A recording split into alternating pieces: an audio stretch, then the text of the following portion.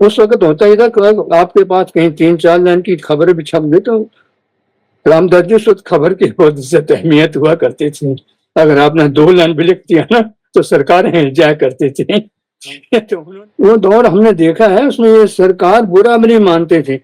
हालांकि जो भी सांसद बोलता था, चाहे पक्ष का बोले विपक्ष, पूरी तैयारी के साथ जाता था। चाहे मैंने इनको भी देखा था, अटल जी को भी देखा था, प्रकाश सिंह शास्त्री को भी देखा था, या अपने इंद्रजीत गुप्ता को भी देखा था, प्रोफेसर हिरेन मुखर्जी को भी देखा था, इन सब लोगों को देखा था मैंने।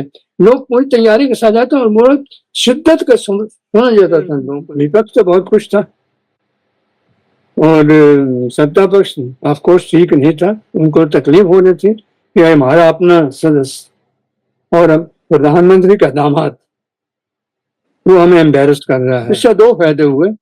एक तो जो जो वो हाशिए बैठे थे मंत्री, जो समझे थे कि हमारी बारी आ सकती है, वो संभल गए। दूसरे, पंडित नेहरू को ये पता चल गया कि मैं अंध आंखें बंद के सबसे विश्वास नहीं कर सकता, मुझे नजर रखनी चाहिए। नमस्कार दोस्तों, आज हम भारतीय संसदीय इतिहास के एक ऐसे अध्याय पर बात करने जा रहे हैं जो केवल इतिहास नहीं है बल्कि लोकतंत्र, संसद की गरिमा और सार्वजनिक जवाबदेही का एक महत्वपूर्ण उदाहरण भी है। आजादी के बाद भारत के पहले बड़े वित्तीय घोटाले हरिदास मुंदड़ा LIC प्रकरण का खुलासा सत्तारूढ़ कांग्रेस के सांसद और तत्कालीन प्रधानमंत्री जवाहरलाल नेहरू के दामाद फिरोज गांधी ने किया था। दस्तावेजों के आधार पर संसद में सवाल उठे, न्यायिक जांच हुई, रिपोर्ट आई और अंततः वित्त मंत्री को त्यागपत्र देना पड़ा। आज जब संसद की कार्यवाही, जवाबदेही, भ्रष्टाचार पर बहस को लेकर अनेक प्रश्न उठते हैं, ऐसे समय में उस ऐतिहासिक घटना को समझना और भी महत्वपूर्ण हो जाता है। मैं हूं रामदत्त त्रिपाठी और इस पूरे घटनाक्रम के साक्षी रहे वरिष्ठ पत्रकार श्री त्रिलोकदीप आज हमारे साथ हैं। उन्होंने न केवल उस दौर को बहुत करीब से देखा बल्कि फिरोज गांधी और जस्टिस MC छागला जैसे महत्वपूर्ण व्यक्तित्वों से बातचीत भी की। वो दौर था जबकि प्रधानमंत्री नेहरू से भी आसानी से मिला जा सकता था। आपका बहुत बहुत स्वागत है त्रिलोकदीप जी इस चर्चा में। बहुत अच्छा लग रहा है आपको 90+ उम्र में इस तरह से सक्रिय देखते हुए और अपने संस्मरण लिखते हुए। आपके संस्मरण मैंने पढ़ा और उसी से मुझे प्रेरणा मिली कि आपसे इस प्रश्न पर बातचीत की जाए। तो त्रिलोकदीप जी, सबसे पहले ये बताइए कि हरिदास मुंदड़ा LIC प्रकरण को स्वतंत्र भारत का पहला वित्तीय घोटाला क्यों माना जाता है और इसकी क्या अहमियत है संसद में उठाए जाने की? धन्यवाद रामदत्त जी।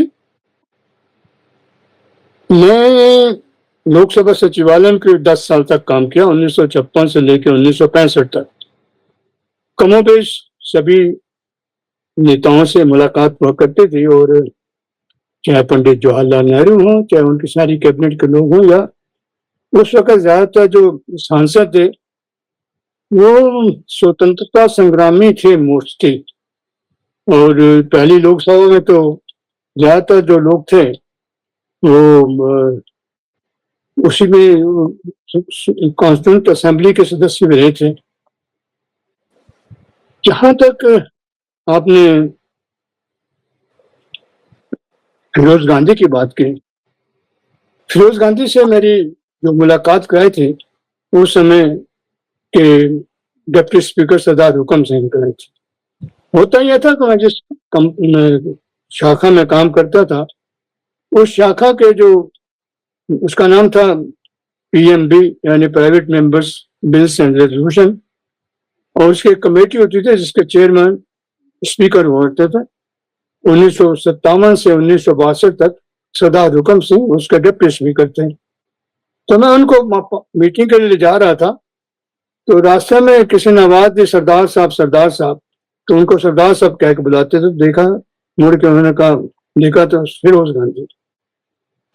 तो फिरोज गांधी से उन्होंने कहा मैं आपसे मिलना चाहता हूँ। उन्होंने कहा मिल लीजिएगा। तो फिरोज गांधी से मेरा परिचय हुई सरदार हुकम सिंह ने करा कि ये त्रिलोकदीप है, यही काम करते हैं।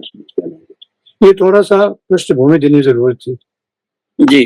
तो एक बार जो उनसे मुलाकात हुई, बोले कि मुझसे मिलते रहा कीजिए, मेरा कारण तो आपको मालूम है, मैं यहाँ हूँ, या असम की महारानी मंजुला देवी यहाँ बैठती हैं और हमारे 2-3 साथी हैं, तो जैसे सरदार हुकम सिंह के लिए आप काम वाम करते रहते हैं, उनका अनुवाद करते रहते हैं, मुझसे ये हम भी आपको कुछ बताएंगे, कुछ करेंगे। तो मैंने कहा ठीक है, मिलते हैं। तो एक दिन ऐसे हुआ, मैं अखबारों में छपा मुंद्रा के बारे में, तो मैंने कहा इस पर सुना है कि आप कुछ काम कर रहे हैं। बोले हाँ, मैं काम कर रहा हूँ और लाइब्रेरी में चले जाइए, देखिए मैं वहीं बैठा रहता हूँ। तो मैंने क्या ऐसा मिला? वो देखिए, जब हिंदुस्तान आजाद हुआ था, तमाम तरह की चीजें थी, तमाम तरह की मालूम फैली हुई थी, इनको समेटना पंडित नेहरू काफी कुछ कर रहे थे। जिस तरीके से यहाँ पर करीब 245 इंश्योरेंस कंपनियां थी, वो सब अपने मन मसाई करते रहे। तो मैंने उनसे कहा कि इसको अगर ठीक ठाक करना है, इसको कुछ राष्ट्रीयकरण कीजिए। तो फिर उन्होंने इसका राष्ट्रीयकरण करके LIC ऑफ इंडिया बनाया। तो मैंने उनसे कहा कि LIC ऑफ इंडिया तो बना दिया आपने, लेकिन बहुत गड़बड़ियां हैं, उस गड़बड़ियों को भी ठीक कीजिए। वो तुम्हारा मतलब क्या है? बोले यहाँ कलकत्ता के एक सट्टेबाज है मुंद्रा, हरिदास मुंद्रा, वो बड़ी गड़बड़ियां कर रहा है, तमाम तरह के लोगों को पटाया हुआ, उसने किया हुआ है, वो तो फालतू की बातें करते हैं। उन्होंने कहा नहीं, मैं नहीं कर रहा हूँ, ये अखबारों में छप रहा है, अगर आप कहेंगे तो मैं लोकसभा में उठा दूंगा। बोले मत उठाओ, मुझसे तुमने बात कर दी, नेहरू जी ने कहा। बोले नहीं। तो वो अपने काम में लगे रहे, देखा कि लाइब्रेरी में बैठे हुए हैं, मैंने क्या कर रहे हो? तो वहां अपने पृथ्वीनाथ शब्दल लाइब्रेरियन हुआ करते थे, उनके साथ कहे कि ये चीजें दो, मैंने पूरी फ्लैग उलट करके दिया कि ये मुंद्रा की कार्रवाई है, कीजिए उनको। तो पूरी रामदास जी पूरी तैयारी के साथ वो लोकसभा में बोले। तो जब उठे तो पंडित ने नेहरू उसका तो देखा, लेकिन उन्होंने कोई ख्याल नहीं किया, उन्होंने अपने रो में आ गए, बोलते चले गए। बोले देखिए, आपने LIC तो बना दिया, LIC में कितने घोटाले हो रहे हैं उसका मालूम है आपको? तो उन्होंने अपने तरीके से सब चीजें फाइल से बतानी शुरू कर दी कि इसने क्या क्या किया, किस किस तरीके से LIC इन्होंने बनाया, किस किस नौकरशाह को पढ़ाया, किस कहते ये कहते ये निवेश है, निवेश किया नहीं, किस तरीके जो पॉलिसी होल्डर हैं उनके साथ धोखा किया। ये सब करते करते उन्होंने कहा कि ये मैं किस्सा खोल रहा हूँ। तो टीटी कृष्णाचार्य जो वित्त मंत्री थे, उछल पड़े, खड़े हो गए, ये गलत है। बोले गलत हो या ना हो, ये मैं तथ्य रख रहा हूँ, इन्हें आप झुठलाइए, उसमें आपके मंत्रालय इन्वॉल्व है, तो इसलिए आप जो कहना होगा उसको कह दीजिएगा। मेरी ये मानना है, मैं ये चाहता हूँ, हाउस से ये चाहता हूँ, उससे निवेदन करना चाहता हूँ कि ये चीजें मैंने रखी हैं सामने, इसकी जांच की जाए, इसकी इंक्वायरी की जाए, कोई जस्टिस सुप्रीम कोर्ट का हो या हाई कोर्ट का हो। तो इस चीज को लेकर उन्हें पूरे तथ्यों के साथ सब रखा। तब फिर उन्होंने सोचा कि इनकी इंक्वायरी की जानी चाहिए, तब जस्टिस MC छागला को रखा गया। जी, वो इंक्वायरी कमेटी बनाई गई जस्टिस MC छागला साहब की। लेकिन मैं जानना चाहता हूं कि जब फिरोज गांधी ने लोकसभा में ये मामला उठाया, तब सदन का वातावरण कैसा था, और प्रधानमंत्री नेहरू की और मंत्रिमंडल की, सत्तारूढ़ दल के लोगों की और विपक्ष की क्या प्रतिक्रिया थी, माहौल कैसा था? बहुत विपक्ष तो बहुत कुछ था, और सत्ता पक्ष ऑफ कोर्स ठीक नहीं था, उनको तकलीफ हो रही थी कि हमारा अपना सदस्य और प्रधानमंत्री का दामाद वो हमें एम्बेरस कर रहा है। तो पक्ष भी तो कुछ नहीं थे, लेकिन उन्होंने कहा मैं एम्बेरस नहीं कर रहा हूँ, मैं आपकी आंखें खोल लूँ, और आंखें खोलने में हमारा काम है, मैं इसकी एक तरह से प्रधानमंत्री की मदद कर रहा हूँ, और उससे ये फायदा ये हो जाएगा जो और तरह के लोग लगे हुए किसी और तरह के काम में, वो चौकन्ने हो जाएंगे। और मेरा ये आग्रह है कि जस्टिस किसी जो हाई कोर्ट का या सुप्रीम कोर्ट जस्टिस से इंक्वायरी कराइए, दूध का दूध पानी का पानी हो जाएगा। मैं ठीक हूँ नहीं ठीक हूँ लोग बताएंगे, जो ठगे गए हैं जिनके साथ जाती हुई है वो बताएंगे कि मैं ठीक हूँ नहीं ठीक हूँ। तो उसके बाद तो ये कहना उचित होगा कि फिरोज गांधी ने, और इसी रूप में शायद इतिहास में लिखा भी गया है कि फिरोज गांधी ने अपनी ही सरकार को कटघरे में खड़ा किया, और हालांकि उनका ये कहना था कि मैं सरकार की जवाबदेही जो अकाउंटेबिलिटी को मजबूत कर रहा हूँ। हाँ, तो उसे देखिए, वो दौर रामदत्त जी अलग था, वो दौर हमने देखा है, उसमें ये सरकार बुरा भी नहीं मानते थे। हालांकि क्योंकि दामाद थे तो वो थोड़ा सा एम्बेरस्ड महसूस उन्होंने किया था, लेकिन मैंने और भी सांसद देखे हैं सत्ता पक्ष से जो अपनी बात कहते थे, खुल के बात कहते थे, ऐसी कोई बात नहीं कि नहीं कहते थे। लेकिन यह है कि इसने मिसाल कायम की फिरोज गांधी ने, और उसके बाद और लोग भी खुल गए। और फिरोज गांधी को मैंने अक्सर देखा है, अक्सर देखा था उस वक्त जब तक वो 1960 तक जिंदा थे, मुझसे बहुत प्यार से मिलते थे। और मैंने जब उन्हें कहा कि मैंने ये लिखा है, ये सब किया, तो बोले अच्छा किया, बुरा नहीं किया, तुमने मेरी मदद की है। तो अच्छा, बहुत अच्छा लगा। तो इस तरह के लोग थे, और भी लोग थे। इसने शुरू कर दिया फिरोज गांधी, उसके बाद फिर शुरू हो गया उन लोग, ऐसी नहीं बात तो नहीं। आप थोड़ा सा ये मैं बताएंगे उस कि वक्त फिरोज गांधी ने ये जानकारी जुटाई कैसे, किस तरह से उन्होंने कलेक्ट किया सारा मटेरियल, और कैसे लोकसभा सचिवालय ने उनकी मदद करी? कहीं छोटा सा कि ये अखबार में आया था हरिदास मुंडरा के बारे में। उस वक्त होता ही था कि आपके पास कहीं 3-4 लाइन की खबर भी छप गई तो रामदास जी उस वक्त खबर की बहुत इज्जत अहमियत हुआ करती थी। अगर आपने 2 लाइन भी लिख दिया ना तो सरकार हिल जाया करती थी। तो उन्होंने वो लिया, सीधी लाइब्रेरी गया, पार्लियामेंट की लाइब्रेरी में। पृथ्वीनाथ शक्कर उसके इंचार्ज थे, श्यामला शक्कर के भाई छोटे। उनसे कहा मुझे ये चाहिए। उन्होंने सारा जो है फाइलें इकट्ठी करके फ्लैग करके दिए, ये इनके बोल है, इनका बैकग्राउंड ये है, ये सब ये करते आ रहे हैं। सारी जानकारी इकट्ठी करके लोकसभा जब बोलने गए तो उनके टेबल की अच्छा खासा सा फाइलों का अंबार लगा हुआ था। तो जो जो बोलते चले गए तो सबके पसीने छूटने के, इसको जानकारी कहाँ से, वो सब अखबार में थी, उनके पास आई हुई थी, सब जानकारी लाइब्रेरी से मिली थी। तो जी उन्होंने, और तथ्यात्मक तथ्य थे, बिना तथ्यों के हवा में कोई बात नहीं। उस वक्त एक चीज और मैं बताऊं, जो भी सांसद बोलता था, चाहे पक्ष का बोले विपक्ष, पूरी तैयारी के साथ जाता था। चाहे मैंने इनको भी देखा था, अटल जी को भी देखा था, प्रकाश के शास्त्री को भी देखा था, या अपने इंद्रजीत गुप्ता को भी देखा था, प्रोफेसर हिरेन मुखर्जी को भी देखा था, इन सब लोगों को देखा था मैंने। लोग पूरी तैयारी के साथ जाते और बहुत शिद्दत का सुना जाता था लोगों को लेकर। जो लीडर थी सार्वजनिक भरी रहती थी, चाहे डिप्लोमेटिक हो चाहे कैसी कंपनी में, पहले आ जाता था कि आज ये बोलने वाले हैं। तो जब इनके पता चला कि आज फिरोज गांधी बोलने वाले हैं, अब फिरोज गांधी का बोलना मतलब पिन ड्रॉप साइलेंस सुना जाता था। पिन ड्रॉप साइलेंस तो तब भी अटल जी वो तब भी होता था, और जब नेहरू जी बोलते तब बहुत होता था। तो सुना जाता था, लोगों को देखा महसूस किया जाता था, कोई फालतू फालतू बात नहीं, तथ्यात्मक चीजें हो रही। तो तथ्यों पर आधारित उन्होंने बोला था। तो अगर तथ्य ना होते रामदत्त जी तो काहे को वो उसको रेफर करते एमसी चावला की एक सदस्य समिति बिठाने के, और एमसी चावला तो उनसे भी आगे निकल गए थे। इसके बारे में बताऊं आपको मैं? नहीं नहीं, हाँ ये मैं यही जानना चाहता था, ये बड़ा महत्वपूर्ण है कि देखिए आज भी जांचें बैठती हैं, लेकिन उन जांचों से लीपापोती हो जाती है। कई बार जुडिशियल कमीशन भी बैठते हैं लेकिन वो कुछ काम ठीक से नहीं करते, फिर रिपोर्ट जो देते हैं वो गोपनीय होती है, वो सालों तक संसद में पड़ी रहती हैं। तो एमसी छागला साहब ने, जो जस्टिस एमसी छागला ने किस तरह से इस जांच को कंडक्ट किया सार्वजनिक तौर पर, और क्या उनकी प्रक्रिया थी, और क्या उन्होंने फिर निष्कर्ष निकाले? सबसे बड़ी महत्वपूर्ण बात यह है कि कैसे उन्होंने इंक्वायरी कंडक्ट करी। मेरे लिए खुशी की बात है कि मैं दोनों को जानता था, एमसी चावला को भी जानता था, बहुत प्यार देते थे मुझे, बड़े प्यार से मिलते थे, और फिरोज गांधी को भी जानता था, पंडित नेहरू को भी जानता था। ये मेरी खुशकिस्मती है वहां काम करने की वजह से, जो मेरे आगे पत्रकारिता के जीवन में मेरे बहुत काम आए। तो मैंने जब देखा कि एमसी चावला एक वैसे वाहद ऐसे चीफ जस्टिस दिल्ली के थे जिन्हें 3 बार सुप्रीम कोर्ट का ऑफर वो उन्होंने मना कर दिया। बोले बम्बई हाई कोर्ट ज्यादा इम्पोर्टेंट है मेरे साथ। बहरहाल जब वो रिटायर हो गए तो उनके सामने ही आई, तो उन्होंने पूरे देखा। उन्होंने क्या मतलब दिन क्या थे, मैं सुनिए आप। उन्होंने जांच शुरू की और खुली जांच,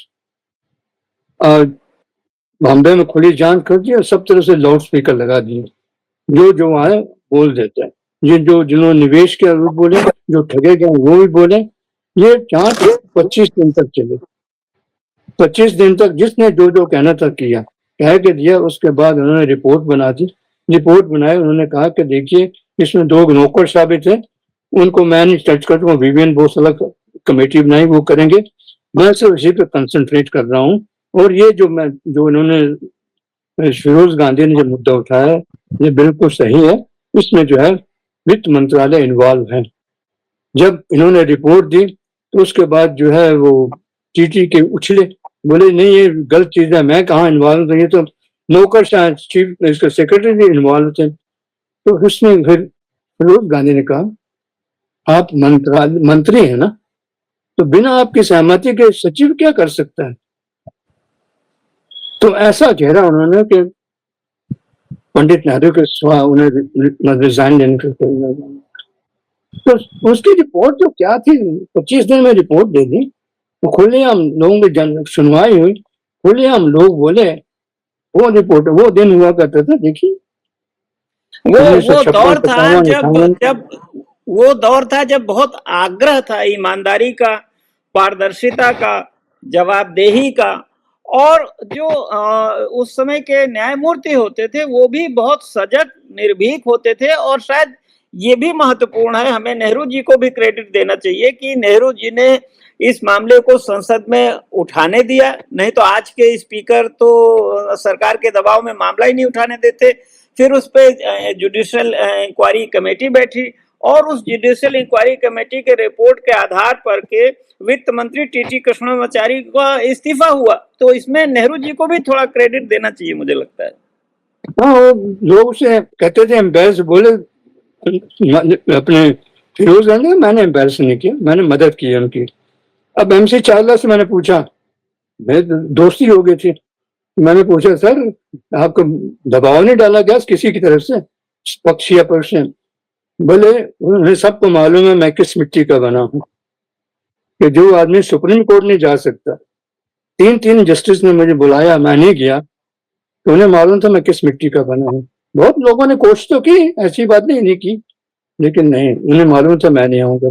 और ये देखिए, मैं इसका श्रेय बोले कि मैं इनका श्रेय प्रधानमंत्री नेहरू को देता हूँ। प्रधानमंत्री नेहरू ने मेरी ईमानदारी पे, मेरी निष्पक्षता को स्वागत किया।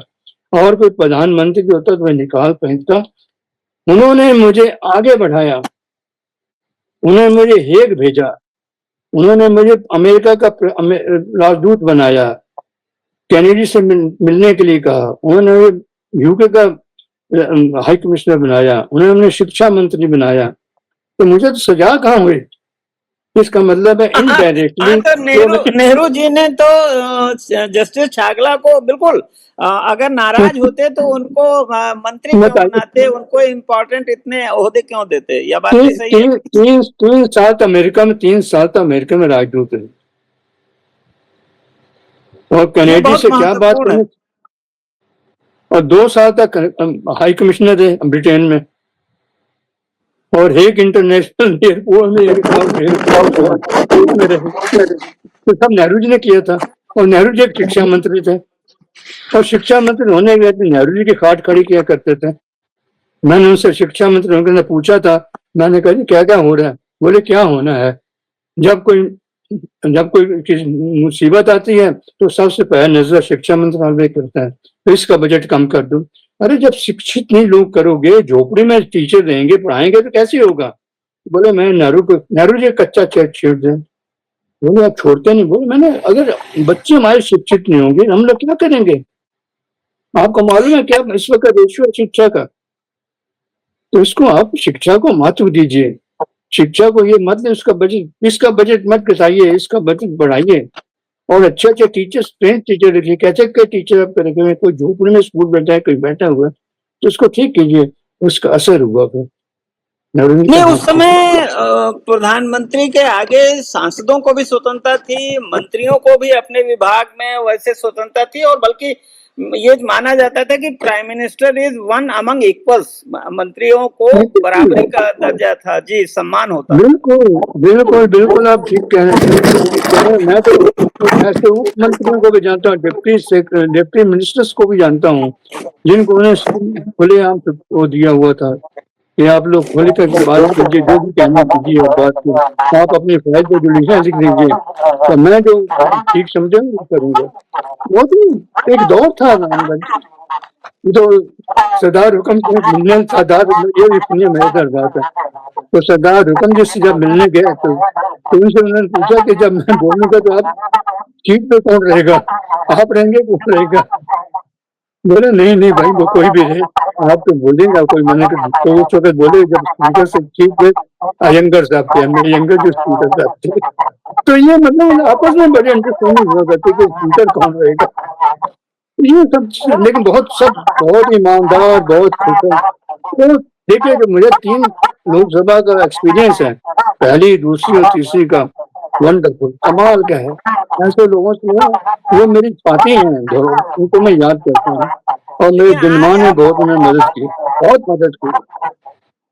आज आप ये संसद फिरोज की गांधी कार्यवाही आज आप देखते हैं, संसद की विपक्ष के लोगों को बोलने नहीं दिया जाता, सत्ता पक्ष के लोग डरते हैं कुछ भी बोलने से। तो कैसा लगता है, तुलना कैसे करेंगे उस दौर की और आज की तुलना की? आप समझता तुलना तो है कुछ चीज। कितने प्रधानमंत्री हैं जो अटल बिहारी वाजपेयी को सुनने के बाद आपने शीश उठ कर जाते उसके पीठ थपथपाते हैं, तुम बहुत ऊंचा उठोगे? कितने हैं बताइए, कोई है प्रधानमंत्री? कितने हैं प्रधानमंत्री जो इंदिरा गांधी कहते कि दुर्गा कहते थे, विपक्ष के नेता, सॉरी विपक्ष के नेता अटल बिहारी वाजपेयी थे।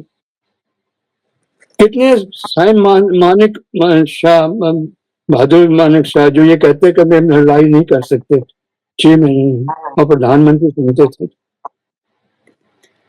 किस दौर की आप कर रहे हैं? और मैं इतना खुश होकर बोलता हूँ, जानता हूँ दौर देखा है, नजदीक से देखा, 3 प्रधानमंत्रियों को नजदीक से देखा है, चाहे अपने लाल बहादुर शास्त्री हों, इंदिरा गांधी रही, तीनों से मिला हूँ, तीनों से मुलाकातें थी मेरी, तीनों के बारे लिखा भी, मैं लिखता भी हूँ। तो जी आप बराबर लिखते हैं, आपके फेसबुक पेज पे बराबर उस दौर के किस्से आते हैं, और आपको ईश्वर ने आपको बहुत अच्छी मेमोरी दी है, आप बहुत अच्छा लिखते हैं। आप, मुझे भी गर्व है कि आप मेरे संपादक रहे हैं संडे मेल में, आपके मातहत मैंने काम किया, इसका मुझे गर्व है। और ऐसा मत कहिए, आप मेरे सहयोगी रहे, बहुत महत्वपूर्ण सहयोगी रहे, बहुत मदद की आपने। मैं किसी को अपने माताहत नहीं मानता था, मैंने कभी किसी अपने सहयोगी को सहयोगी माना है, क्या वो मैं रही हूँ सहयोगी। अवश्य टीम वर्क में इस्तेमाल करता था, क्योंकि मैंने अज्ञे से ये सीखा था, और मैं ये भावना लिखने लोकसभा से था, वहाँ भी हम लोग टीम वर्क में कहा, कोई छोटा बड़ा नहीं था, कोई असिस्टेंट एलडीसी ऐसा नहीं था, सब एक साथ। तो ये पूरी लोकसभा सेक्रेटरी को मालूम था कि टीम वर्क होता है। उस टीम वर्क को लेके हमने दिनमान में भी काम किया, उसी टीम वर्क को लेकर संडे मेल में भी काम किया, और हमने रिजल्ट किया, और लोगों ने देखे, पाठकों ने देखे।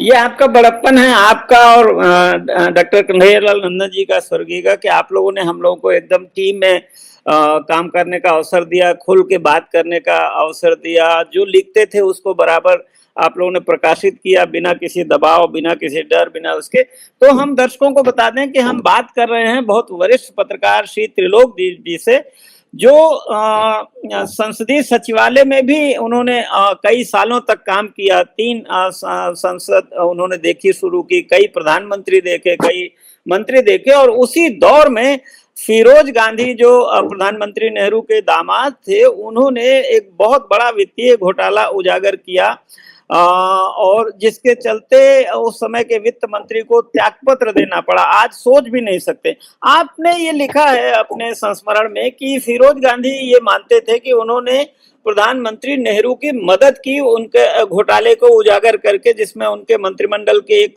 सदस्य भी शामिल थे, वित्त मंत्री, और उन्होंने प्रधानमंत्री को शर्मिंदा नहीं किया। इस बात को थोड़ा आज के दर्शकों को थोड़ा और विस्तार से समझाएंगे कि ये क्यों इतना महत्वपूर्ण है कि रूलिंग पार्टी के लोग भी अपनी सरकार से तीखे सवाल करें और उसकी अकाउंटेबिलिटी सुनिश्चित करें। देखिए, जब ये कोई भी चुन के जाता है से, तो उनके जो निर्वाचित होते हैं उनसे उम्मीद करते हैं कि आप किसी पार्टी को हमारी समस्याएं उठाइए। वो दौर एक ऐसा था कि सत्ता पक्ष के लोग भी जो थे खुल के बात किया करते थे और बात कहा करते थे। जहां तक आपने इनके बात की, जैसे मैंने पहले कहा, फिरोज गांधी मुझे कहा करते थे कि मैंने नेहरू जी की मदद इस माने में की है कि बहुत से और मंत्री मुहाने में बैठे हुए थे, उनके ऊपर भी गाज गिर सकती थी, उनके बारे में मैं जानता था, और अगर मैं बोल देता और उठा देता और भी साथ में, तो प्रधानमंत्री किरकरी हो जाती थी। इससे दो फायदे हुए। एक तो जो जो वो हाशिए बैठे थे मंत्री, जो समझे थे कि हमारी बारी आ सकती है, वो संभल गए। दूसरे, पंडित नेहरू को ये पता चल गया कि मैं अंध आंखें बांध के सबसे विश्वास नहीं कर सकता, मुझे नजर रखनी चाहिए। ऐसा नहीं कि मेरे दामाद या इन जैसी और जो खुले जो धाकड़ सांसद हैं वो कुछ बात करें, और विपक्ष को ये कहने का मौका मिल जाए, देखिए जो हमें काम करना चाहिए वो आपकी पार्टी के सदस्य कर रहे हैं। तो ये दोहरापन था। बाकी जो उसके बाद के, मैंने कहा कि मैंने इंदिरा गांधी तक का दौर देखा है वहां पर रह के, तो वो खुलापन तो तब भी था, लेकिन इंदिरा गांधी नेहरू नहीं थी, इंदिरा गांधी लाल बहादुर शास्त्री भी नहीं थी।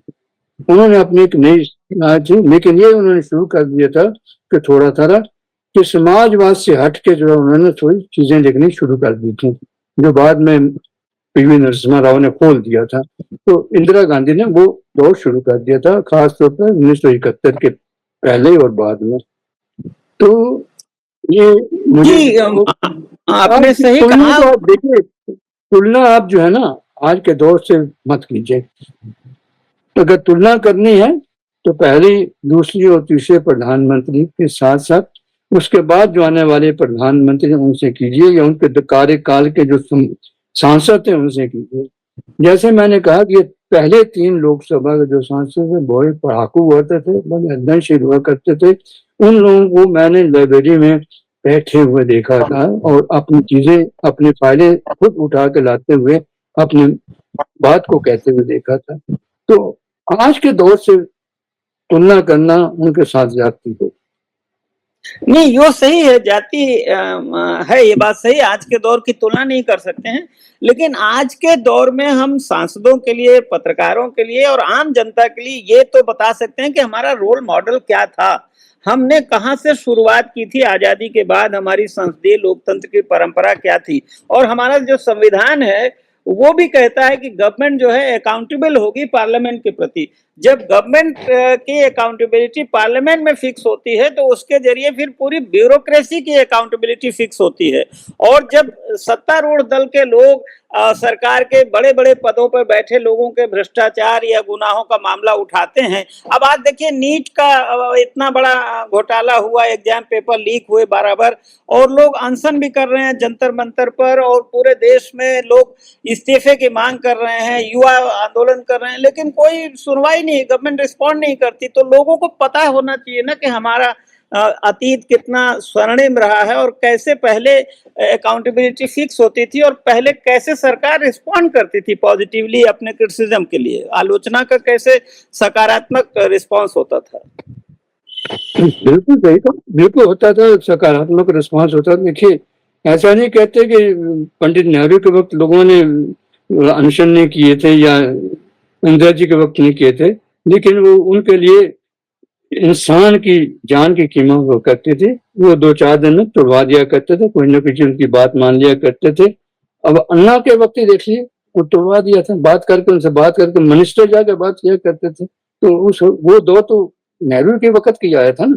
नेहरू जी के ऐसा नहीं कि नेहरू के वक्त नहीं हुआ करता या इंदिरा गांधी के वक्त नहीं हुआ था, सब कुछ हुआ, तब भी फास्ट हुआ करते, फास्ट अनटू डेथ भी हुआ करते थे, लेकिन उन्हें किसी को मरने नहीं दिया था, किसी को इग्नोर नहीं किया था। यहाँ तक उन्होंने अपने मंत्रियों को भेजा जाकर देख के हैं। वो जो दौर था वो एक तरह का सेंसिटिव लोग थे, चाहे प्राइम मिनिस्टर हों चाहे और लोग हों, बड़े संवेदनशील हुआ करते थे, इंसानियत उनमें हुआ करती थी, वो जानते थे कि किस तरीके से क्या करना चाहिए, और खुलापन तो था ही, उदारता भी थी। और जहां तक नेहरू जी की बात है, नेहरू जी ने 1962 की लड़ाई देखी थी, 1947-48 की भी देखी थी। तो 1962 में टूट गए थे वो, कि दोस्त के क्या क्या हो सकता है। नेहरू जी ने अविश्वास प्रस्ताव भी फेस किया था, none other than JP Kripalani. ऐसा नहीं कि इन लोगों के खिलाफ नहीं बात हुआ करती थी, लेकिन खुल के बोलने दिया जाता था और खुल के विचार दिया करते थे। जैसे मैं कई तरह की बात कर रहा हूँ, सब चीजें हुआ करती थी, लोग सुनते थे, सब्र था, धैर्य था, खुलापन था, बोलिए अब अपने मन की बात कहिए, कोई मुंह या कोई नहीं, मतलब दुश्मनी होती थी, मतभेद होना और बात होती है, मनभेद नहीं हुआ करते थे। तो चाहे सत्ता पक्ष हो चाहे विपक्ष हो, तो मैंने तो दोनों को देखा है, दोनों को बातचीत करते हुए देखा है, दोनों को मिलजुल कर बात करते हुए देखा है। इवन के राजा महेंद्र प्रताप को भी देखा, जिन्होंने अफगानिस्तान में झंडा लगाया था, उसको दोनों पार्टी के लोग मिलते थे, खुद के वो बात किया करते थे, उनको भी समझ जाता, बड़े बहुत नामदर जी ऐसे मतलब स्पीकर थे। प्राइम मिनिस्टर 24 बैठा करते थे। अगर मान लीजिए कि विदेश मंत्रालय, क्यों वो विदेश मंत्री भी थे, विदेश मंत्रालय में चर्चा तो पूरा दिन बैठा करते थे। अगर नो कॉन्फिडेंस में चर्चा हो रही तो पूरा दिन बैठा करते थे। प्राइम मिनिस्टर सुनते, प्राइम मिनिस्टर मतलब प्राइम मिनिस्टर, हर चीज उनको जो जवाब न देना होता था, पॉइंट्स नोट करते थे, किसी ने क्या पॉइंट क्या किया। अब मुझे नहीं मालूम यहाँ अब क्या इस दौर में क्या होता है, तो प्राइम मिनिस्टर अब तो प्राइम मिनिस्टर बहुत कम संसद में आते हैं, वो संसद के बाहर से ही संबोधित कर देते हैं मीडिया को और चले जाते हैं। सर फिरोज, जिस तरह से पंडित जवाहरलाल नेहरू एक आदर्श हम कह सकते हैं आज के संदर्भ में, प्रधानमंत्री थे, सांसद थे, लीडर थे, फ्रीडम फाइटर थे, उसी तरह फिरोज गांधी भी उस दौर के थे जिन्होंने फ्रीडम मूवमेंट में हिस्सा लिया था। और हालांकि वो नेहरू जी के दामाद थे, इंदिरा गांधी जी से उनकी शादी हुई थी, और लेकिन वो संसद की फ्रीडम के बड़े पक्षधर थे। और उन्होंने एक एक्ट भी जाना जाता है, फिरोज गांधी एक्ट, जिसमें यह है कि संसद में जो बोला जाए उसको प्रॉपर उसकी रिपोर्टिंग की भी मतलब छूट मिले आधिकारिक तौर पे। तो फिरोज गांधी की क्या सबसे बड़ी विशेषता थी, किस तरह से वो तैयारी करते थे अपने संसदीयता के, और कितना निर्भीक वो होते थे और अपने पार्लियामेंट्री कंडक्ट में? देखिए, आपने जो बात की वो स्वाधीनता सेनानी थे, और उन्होंने कमला नेहरू से जब कहा, तब वो गिर गए थे, तो आप जो है आप मत आया कीजिए, हम आपके साथ हैं। वो उसके बाद ये भी जेल में रहे, इंदिरा गांधी, दोनों मिल के जेल में सब। जहां तक उनके खुलापन था उनके जहां तक उन्हें बोलने की बात है या कहने की बात है, वो बहुत खुल के करते थे। और बात करने, जैसे मैंने पहले भी आपको बताया कि किसी सब्जेक्ट को बोलने से पहले बहुत अध्ययन करते थे। वहां लाइब्रेरी में सचमुच लाइब्रेरी का इस्तेमाल हुआ करता था, और उनके पास बहुत सब्जेक्ट थे बोलने के लिए, और उसकी तैयारी कर रहे थे। मैंने उनसे पूछा था एक बार कि क्या और सब्जेक्ट बोलने क्या कोशिश करें क्या, मुद्रा जैसे केस के। बोले हाँ, कुछ जुटा रहा हूँ, लेकिन जब तक मेरे पास पूरी सामग्री नहीं आएगी मैं कुछ नहीं बोलूंगा। मैं अपने आप को उसी वक्त तैयार जब तक हो जाऊंगा तो मैं बोलूंगा। बेखौफ आदमी थे, डरते नहीं थे किसी से, बात जो सही है वही कहते थे, चाहे वो पंडित नेहरू हो चाहे कोई भी हो। और अपने पर्सनल रिश्ते में मुझसे बताया करते थे, ऐसी कोई बात नहीं है। मुझसे बहुत खुले हुए थे, मैं खुशनसीब इस मामले में कि मुझसे बहुत खुले हुए। कुछ लोग थे जो सांसद जो मुझे से उसके बाद भी दिनमान में जाने के बाद ही बहुत खुले हुए थे, मदद मिलती थी। लोगों को मिलने का मौका नहीं मिलता होगा, लेकिन मुझे हर मंत्री से या हर सांसद से मिलने का मौका मिलता था। मेरे संपादक भी कहा करते, चाहे वो अंगेर रहे हो चाहे रघुवीर साहब, कि ये काम और कोई नहीं करता, तुम कर सकते हो, and thanks to your services in Lok Sabha secretary. ये बात सही है, ये मैं खुद के कहता हूँ, मानता हूँ भी। जी, आपने वो दौर देखा। हम बात कर रहे हैं कि कैसे फिरोज गांधी ने उस समय पहला वित्तीय घोटाला संसद में नेहरू मंत्रिमंडल में, जो उस समय वित्त मंत्री थे टी.के. कृष्णमाचारी, उठाया था, उसकी वजह से उनको इस्तीफा देना पड़ा, हरिदास मुंदड़ा LIC प्रकरण। तो मैं ये जानना चाहता हूँ जरा कि जब फिरोज गांधी ने ये मामला उठाया था, उस समय आप कहाँ थे, क्या कर रहे थे संसद में जब उन्होंने उठाया? मैं लोकसभा सेक्रेटरी में काम करता था, और एक हमारी लेजिस्लेटिव ब्रांच है जिसमें मैं काम करता था, जिसमें दोनों तरह काम होते थे, प्राइवेट मेंबर्स भी बिजनेस होता था, सरकारी बिजनेस होता था। तो उन सब से मेरी सांसदों से मिलने का मौका मिलता था, और हम लोगों की ड्यूटी हुआ करती थी कि क्योंकि हमारी ब्रांच का कोई ना कोई अफसर जो है अंदर बैठा करता था, चाहे हमारा सेक्शन अफसर हो, चाहे अंडर सेक्रेटरी हो, सेक्रेटरी हो, तो कोई ना कोई उनको कागज चाहिए होता था। हमारे क्वेश्चन आवर छोड़ने के बाद बाकी जितना बिजनेस होता था उसका संबंध लेजिस्लेटिव ब्रांच से होता था। तो उस वजह से मुझे कभी इनर लॉबी में या और मेरे साथी को भी, जो मैं तो थोड़ा सा बहुत तरह का ढंग का आदमी, तो सिर्फ क्लर्क ही नहीं करता था, लिखने पढ़ने का भी शौक रखता था, तो मैं अक्सर मैं अपने लिए कभी इनर लॉबी के अंदर बैठ के चल कर दरवाजा खोला, अंदर खड़े हो गए, कभी आउटर लॉबी में चले गए। तो इनसे जो फिरोज गांधी से मुलाकात होती थी, एक उनका कार्नर होता सेंट्रल हॉल में, तो वहां उससे मुलाकात होती थी। तो जो ऐसी जगह वो बैठते थे ताकि जगह घंटी बजे लाइब्रेरी में वहां पे हाउस में जा सके, तो उनको सुना था मैंने। मेरी खुशकिस्मती है कि मैंने पंडित नेहरू का हर भाषण सुना, चाहे वो विदेश नीति बताते या प्रेसिडेंट के धन्यवाद प्रस्ताव पर बोलते थे, मैं सुनता था। मैंने अटल बिहारी वाजपेयी को सुना था, मैंने प्रकाश जी शास्त्री को सुना था, मैं इसको वीरेन मुखर्जी को सुनता था, मैं इंद्रजीत गुप्ता को सुनता था, मैं के गोपालन को सुनता था, मैं मतलब जितने जो अच्छे अच्छे लोग थे, जब मुझे पता चलता भाषण तो मैं इनर लॉबी का दरवाजा खोला, बाहर खड़े हो जाता था, ये बताने के लिए मेरे शायद अफसरों को जरूरत पड़ती है। तो इसलिए मैं एक सरदार एक ही था, आप तो पहचान तो लोग संसद के पहचान लेते भीतर थे और जैसे बाहर कि मैं तो। आप चूंकि संसदीय सचिवालय में थे, तो संसद के भीतर और बाहर दोनों आप सक्रिय रहते थे, अपनी आंखों से आप सब चीज देखते थे। अगर आज हम आज के संदर्भ में देखना चाहें, तो आज संसद में जो बहस का स्तर है, जो जवाबदेही है और जो संस्थाओं की भूमिका पहले से बहुत बदल गई है, तो इतिहास की इस घटना से, जो जिस तरह से फिरोज गांधी ने उठाया था हरिदास मुंदड़ा LIC प्रकरण, और जिसकी वजह से वित्त मंत्री को इस्तीफा देना पड़ा था नेहरू मंत्रिमंडल के, तो आज लोकतंत्र के लिए क्या सबक मिलता है, क्या सीख मिलती है उस घटना से? आप कल्पना कर सकते हैं आज का सत्ता पर इसको कोई सांसद कुछ चीज उठा सकता है या बोल सकता है खुलकर? वही क्यों, क्या विपक्ष का लोग बोल सकते हैं? क्या इसमें कोई अटल बिहारी वाजपेयी है, क्या इंद्रजीत गुप्ता है, क्या ऐसे डांगे है कोई, या किसको बोलने दिया जाएगा? लोकतंत्र का तकाजा ये है ना, अपनी बात कहने दीजिए सब कुछ, चाहे सत्ता पक्ष का हो चाहे विपक्ष का हो। आप जवाब दीजिए, सरकार में बैठेगा तो क्या है।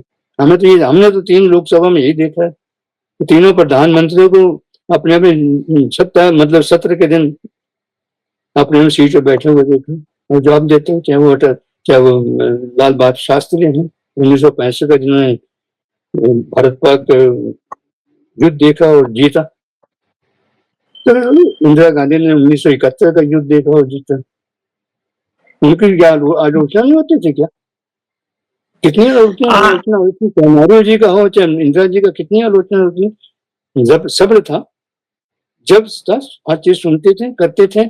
और फिर मैं एक बात कहना चाहता हूँ कि उतनी आजादी सत्ता पक्ष के सांसदों में थी जितनी विपक्ष के सांसदों को थी, और सबको बड़े गौर से सुना जाता था। मंत्री तक तैयार होकर जाते थे, बिना तैयारी के कोई मंत्री नहीं जाता था, वो कोई फंबल नहीं करता था। और ये कोई नहीं कि आज ये मैं तैयार होकर, नहीं, बिल्कुल नहीं, तैयार होकर आना चाहिए। और स्पीकर जान देते थे। तो मैंने 3 स्पीकर, 2 स्पीकर देखे हैं, मैं यंगर देखा, सरदार हुकम सिंह देखे हैं। मावलंकर साहब तक तब जा चुके थे कि मैं 1956 में जब देखा डेथ हो चुकी थी। इन 2 स्पीकर को भी काम करते देखा। हुकम सिंह के वक्त देखिए, उनको होश कंट्रोल करना कैसे आना चाहिए। 1962 का के समय वो भी थे, स्पीकर थे। 1965 में स्पीकर थे। उनके वक्त डिफेंस ऑफ इंडिया कानून बना था। क्या क्या उन्होंने नहीं झेला होगा स्पीकर से उस वक्त, लेकिन क्या बात है, उनको निष्पक्षता पे कभी उंगली किसी ने उठाई, चाहे वो सत्ता के पक्ष में हो चाहे विपक्ष के हो। तो ये वो स्पीकर थे कि उनको स्टार्ट काट के ले जाया करते थे। ऐसे तमाम तरह के प्रेसिडेंट थे किए हुए हैं। इसका एक पहलू और है कि जो संसद में बहस होती है वो लोगों तक पहुंचे। आज तो संसद टीवी है, लोग लाइव देख सकते हैं। हालांकि ये भी देखते हैं हम लोग कि किस तरह से स्पीकर कंडक्ट करते हैं, और कई बार ये भी होता है कि जो कैमरा है वो विपक्ष के नेता जब बोलते हैं तो उन पर नहीं होता, कई बार उनका माइक भी ऑफ कर दिया जाता है। और हम ये जानना चाहते हैं, और लेकिन सरकार ये भी देखती है कि मीडिया में उसका ठीक से कवरेज ना हो पाए। आज सरकार मीडिया को कंट्रोल कर सकती है। हम ये जानना चाहते हैं कि जब फिरोज गांधी ने ये सवाल उठाया, इतना बड़ा वित्तीय घोटाला, हरिदास मुंदड़ा LIC प्रकरण, तो फिर मीडिया का रिस्पांस कैसा रहा? कैसे मीडिया ने उसको कवरेज दिया? मीडिया ने फ्रंट पेज पे दिया सर, हर चीज में फ्रंट पेज स्टोरी आई थी। मीडिया तो बहुत निर्भीक था उस वक्त। कोई देखिए उस वक्त, आज का तो पता नहीं कैसी होती है। वहां तो जब जो रिपोर्टर, पार्लियामेंट्री रिपोर्टर थे, हर चीज हाथ टाइप हुआ करती थी। आपको मालूम है, आपने स्टेंसिल करते देखे, स्टेंसिल कटा करते थे आपसे सर, मैं इमरजेंसी जब लग गई, सेंसरशिप हुई, तो मैं आपको बता दूं, पहले तो हम लोग स्टेंसिल टाइपराइटर पे कटवा के और उसको स्टेंसिल से बांटते थे। हमने हाथ से स्टेंसिल काट के और उसको रोलर से लगा के हमने इमरजेंसी के दौरान अपना लिटरेचर, अपना संदेश बांटा है सर। ये हमको इस बात का अनुभव रहा है। उस वक्त के रिपोर्टर जो थे, 10-10 मिनट बैठने, फिर जाके सीधे स्टेंसिल काटने, स्टेंसिल काट के सुबह तक हर मेंबर के टेबल पे कॉपी हुआ करते थे, वो करेक्ट कर दिया करते थे। आजकल ऐसा उम्मीद है किसी करती है? स्टेंसिल की हुई कॉपी सबके पास पहुंचा करती, डी ब्रांच हुआ करती, रात को टाइम तक सबको दिया करते थे। ये कुछ चीज। जहां तक मीडिया का सवाल है साहब, मीडिया तो मीडिया था, क्या पहुंच आजादी कभी किसी नहीं कर, कभी कोई रोकता नहीं था। पार्लियामेंट्री लोग जो आते थे, PTI का एक राय साहब हुआ करते थे, वो स्टैंड भी दिया करते थे। तो फ्रंट पे सब स्टोरियां आती थी, कोई मना नहीं था कौन क्या करता है। जितनी प्राइम मिनिस्टर की आप कैसे वो करना चाहें, आलोचना कीजिए, आप किसी मंत्री करना चाहे, कोई छुपा। हम जैसे मैंने पहले कहा, उस वक्त का मीडिया, अगर एक कोई रिपोर्टर, अगर रामदत्त त्रिपाठी ने एक कॉलम भी लिख दिया, ये पैरा भी लिख दिया, तो उसका महत्व होता था, सरकारें हिल जाती थी उस चीज का। और इस चीज को मैं और बात बताता हूँ। मैं 79 में अमेरिका गया था। मैं वाशिंगटन लाइब्रेरी ऑफ कांग्रेस, जो सबसे बड़ी लाइब्रेरी है दुनिया की, वहां मैं गया। तो वहां के इंडिया सेक्शन अलग थी। वहां मैं जब मैंने गया तो मैंने कहा वहां चीजें देख, दिनमान वगैरह वगैरह सब दिखाए, मेरी किताबें में थी दिखाई। बोले सर, आप लोगों को शायद मालूम नहीं है कि आप लोग अगर एक लाइन भी लिखते हैं तो उसका भी कोई ना कोई रिकॉर्ड रखा जाता है। अगर आपने कुछ लिखा होगा तो हमारी लाइब्रेरी में पढ़ोगे। तो वो मीडिया की स्थिति थी 1989 में अमेरिका में, और हिंदुस्तान में काफी समय तक, जिन तक मैं वहां करता था। और उसके बाद भी जब मैं दिनमान में था तो मैंने कहीं किसी बिहार के बारे में, किसी के बारे सांसद के बारे में एक कॉलम लिख दिया था। तो नेक्स्ट डे मुझे फोन आया, यार मेरे पास तो फोन आने शुरू हो गए। मैंने कहा ये मीडिया का मेहरबानी है, सब चीज की मेहरबानी। तो वो था मीडिया। तब रामदत्त त्रिपाठी भी लिखा करते थे ऐसे, उनका भी तब उस वक्त याद तो आपको भी होगी। अब इतने याद है, और इतने छोटे नहीं होंगे इस वक्त के। जी, लेकिन मैंने भी दिनमान के लिए रिपोर्ट किया है, मुझे भी इसका अनुभव रहा है, इसका गौरव मुझे भी प्राप्त हुआ। दिनमान अपने आप उस जमाने की कितनी महत्वपूर्ण पत्रिका होती थी राजनीतिक मामलों की। और सर, एक बस आखिरी सवाल ये है कि आज जैसे हम स्पीकर कई बार कहते हैं कि ये एक्सपंज कर दिया गया, ये नहीं छपेगा, ये संसदीय कार्यवाही से हटा दिया गया, और उसकी वजह से पत्रकारों पर अंकुश डालने के लिए कि मीडिया में न छपे, क्या पहले भी स्पीकर इस तरह से रोक लगाते थे? बहुत बहुत रेयर, कुछ कभी कोई ऐसा कि किसी मुंह से अपशब्द को निकल गया तो हो गया, कभी नहीं, नेवर एवर, कभी नहीं। जैसे मैंने कहा ना, उस तरह स्टेंसिल कटा करते थे, तो उस वक्त कुछ नहीं होता। अगर मेंबर अपने आप कुछ करना चाहे तो अलग कर सकता है, नहीं तो कभी नहीं, कोई एक्सपंज नहीं होता था, कभी नहीं। और पत्रकारों पे रिपोर्टिंग पे कोई रोक टोक नहीं होती थी? जो कोई नहीं, वहाँ तो पत्रकारों का एक अलग दफ्तर था आपने, जहाँ पर पहली फ्लोर पे इंफॉर्मेशन डेस्क बनता था, वहां पर उनको सब चीजें दी जाती थी, हर चीज। कोई किसी चीज से कहीं रोक टोक नहीं थी, ना लोकसभा के सेक्रेटरी जब पार्लियामेंट सेक्रेटरी की तरफ से और भारत सरकार की तरफ से आप खोल के लिखिए। सिर्फ डिफेंस वालों की इसलिए हुआ करती थी कि अगर आपको डिफेंस ले जा रहे हैं या कोई अपराधोचित कार्यक्रम है तो वो आपको दिखाना पड़ता था, बाकी नहीं, बाकी कोई नहीं। बाकी आप पॉलिटिकल जो मर्जी लिखें जैसे लिखते हैं, लेकिन ये है कि अपने आप आपको रोक लगाते थे कैसे हैं।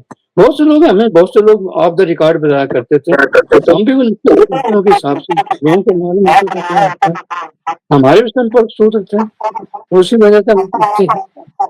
तो एक अच्छे खासी ऐसे एक मेरे पास ऐसे 10-12 लोग थे, एक मैं फोन से भी बता सकते थे, मुझे अलग से बताते थे, लेकिन विश्वास रामदत्त जी का, पत्रकार का, सांसदों में विश्वास था, मंत्रियों में विश्वास था, मंत्रियों का था, मीडिया में विश्वास, बहुत विश्वास। तो वो परस्पर वो विश्वास नहीं का होता माहौल था।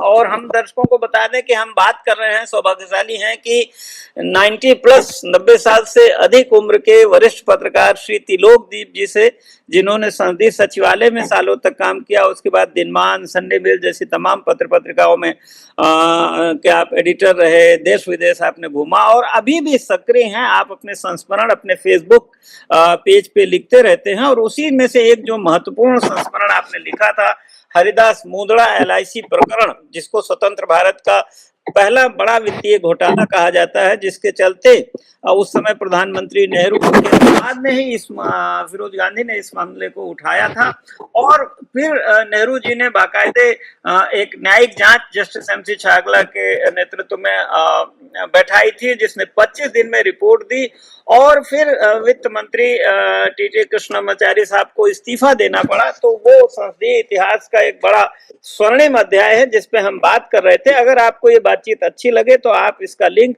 अपने मित्रों से शेयर कीजिए और सोशल मीडिया पे व्हाट्सएप, फेसबुक, ट्विटर, लिंक्डइन, जहां भी हो सकता है आप इसको शेयर कीजिए, ताकि लोगों को पता चले कि हमारी संसदीय लोकतंत्र का कितना स्वर्णिम इतिहास है, कैसी गौरवशाली परंपरा है कि उस समय जो सत्ता पक्ष के लोग भी बड़े से बड़े भ्रष्टाचार का मामला सरकार के खिलाफ उठा सकते थे, प्रधानमंत्री बुरा नहीं मानते थे, उस पर जांच बिठाई जाती थी, कार्रवाई होती थी और वित्त मंत्री को तक को इस्तीफा देना पड़ता था। तो ये एक अकाउंटेबिलिटी थी और फ्रीडम थी। वो उस संस्मरण के गवाह हैं श्री त्रिलोकदीप जी, जिनसे हम बात कर रहे थे। दीप जी, अंत में आप कुछ और कहना चाहेंगे? बस काफी कुछ हो गया, काफी आपने पूछ लिया, बता दी। यही जो बता रहा हूँ कि आपकी आजादी थी, चाहे वो पत्रकार हों, चाहे सांसद हों, चाहे जो भी हों, नौकरशाह भी हों, उनको भी नकेल कसी जाती थी। तो ऐसी कोई बात नहीं, लेकिन कह के नहीं कसी जाती थी, वो संकेतों से बात हो जाया करती थी। और वो दौर था जब संविधान का सचमुच में आदर होता था, संविधान के तहत जो फ्रीडम मिली है उसका आदर होता था और सबको अपने काम करने की आजादी थी, पत्रकारों को, सांसदों को, और बड़े से बड़ा मंत्री भी उसको भी अकाउंटेबल बनाया जाता था और प्रधानमंत्री बुरा नहीं मानते थे, न तो मामला उठाने वाले का बुरा मानते थे, न जांच करने वाले पे कोई दबाव डालते थे। और यही वजह है कि उस समय वित्त मंत्री को इस्तीफा देना पड़ा था। तो बहुत बहुत धन्यवाद आदरणीय श्री त्रिलोकदीप जी ने, आपने हमसे ये संस्मरण साझा किया हमारे दर्शकों से और हम आपके दीर्घायु होने की कामना करते हैं। आप इसी तरह अपने संस्मरण लिखते रहें और सुनाते रहें। बहुत बहुत धन्यवाद आपका, मैं बहुत बहुत आभारी हूँ, आपने आज हमसे शेयर किया।